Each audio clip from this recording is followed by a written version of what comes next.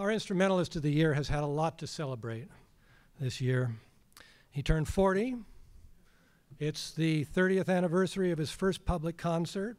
He and his wife, violinist Adele Anthony, had their third child in September, a girl, I believe. Yes, a boy? Okay, well, there are only two choices. Just like multiple choice, when I take these in college, I always pick the wrong one. And then there is this occasion of, in Yogi Berra's immortal words, déjà vu all over again, for it was in this very room 3 years ago that he received the Avery Fisher Prize. There, I fear, the similarity ends, for the presenter that evening was his friend Gustavo Dudamel.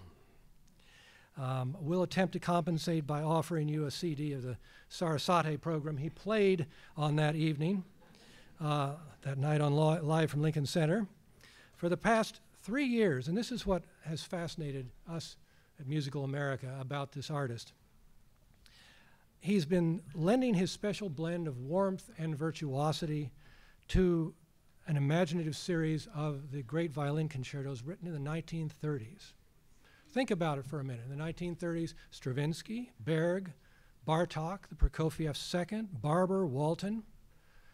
They go on, and he's performing these. Now, you will hear in March at the New York Philharmonic, if you're wise enough to run out and get a ticket right now, the Carl Amadeus Hartmann Concerto Funebre. He'll play that in March, and I hope that next he's going to work on the Hindemith and the Szymanowski Second. Please. Our Instrumentalist of the Year, Gil Shaham.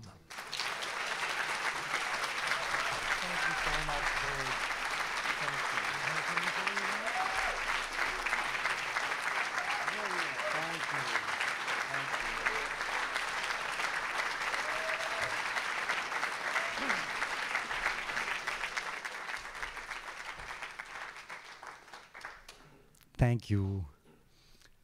I'm feeling a little lightheaded. I feel like the luckiest guy in this room. It is my great fortune and my great honor to be here and to be amongst these wonderful musicians whose artistry I've admired for so many years.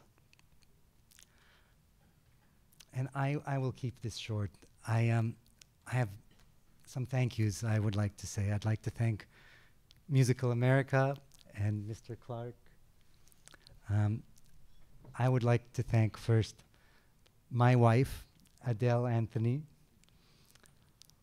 who puts up with me and who makes every day the best day ever, and whom I adore. And I would like to thank Ms. Mary Pat Berkeley. Mary Pat she's amazing, and she's guided me through many different stages of my life, musical and non-musical, unmusical. And I'm just so lucky to work with you, Mary Pat. I'm gonna say it, for over 20 years, over 20 years. And we were. And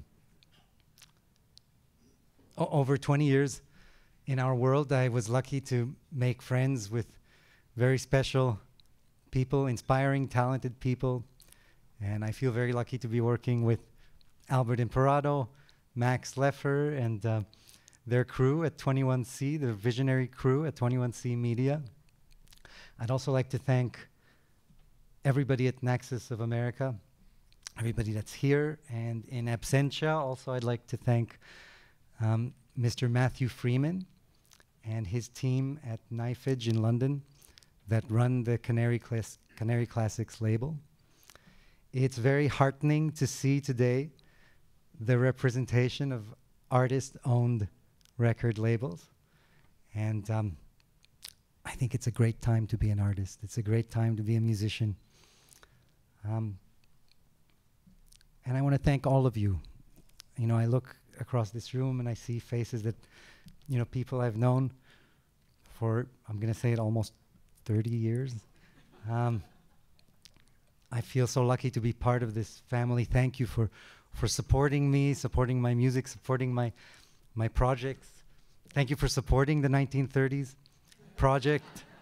Yeah, it seems that those great old masters that Sedge was listing before, Bela Bartok and Prokofiev and Stravinsky and Ernst Bloch and Benjamin Britten and some of the others, seems like they really tapped into something of the ethos of the 1930s and produced some wonderful violin music along the way that really resonates with our times. And I want to thank you for supporting also the last few seasons, my sister Orly and my project of Jewish concert music, Hebrew melodies inspired by Professor Eric Wen. And I'd like to thank 92nd Street Y for co-commissioning Avner Dorman's electrifying work, Nigunim, for violin and piano. And I think I'll leave it at that. I feel very touched and I'm very honored, and thank you very much.